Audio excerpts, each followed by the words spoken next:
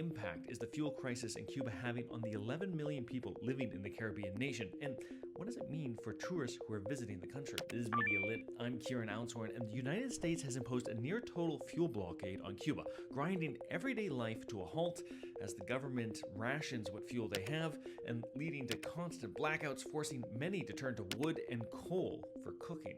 Donald Trump ratcheted up long-standing economic pressure on Cuba, threatening tariffs on any country that delivers fuel to the island nation. Combined, Mexico and Venezuela previously provided more than 75% of the country's oil imports, but after the capture of Venezuela President Nicolas Maduro earlier this year, those imports have been frozen. I was reading about the fuel blockade in Al Jazeera and The Hill, but I also read through the CBC piece for perspective on how this is impacting Canadians, and in particular, Canadian airlines. A lot of folks here in Canada go on holiday in Cuba, but that's about to change in a really big way, with Air Canada announcing that they're canceling flights to the island going forward as a result of them not being able to refuel in the country. Interestingly, the news around airlines canceling their service is making international headlines. That's one of the reasons I picked up on the story this morning. But what there's less of, at least so far, is in-depth reporting about the near total fuel cutoff and how that's affecting people on a humanitarian level. One of the realities of reporting is that if it's harder to get to a place, then it's less likely you're going to hear about it. And with long-standing Cuban travel restrictions for Americans, this means there's just less reporting on the ground. And the reduction in flights from Canada will likely only exacerbate that issue,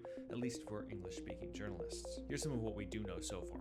State companies in Cuba are shifting to a 4-day work week, and transport between the provinces is being reduced, as well as tourism facilities are being closed. And schools, they're cutting down their instructional hours and their attendance requirements. The Cuban government says that they're prioritizing essential services like public health, food production, and defense. Clearly, the Americans are trying to squeeze the Cuban leadership, with folks like Marco Rubio being very explicit, saying that they would love to see regime change. But the folks who are going to suffer the most here are everyday Cubans. Just imagine what your life would be like if the power cut off arbitrarily.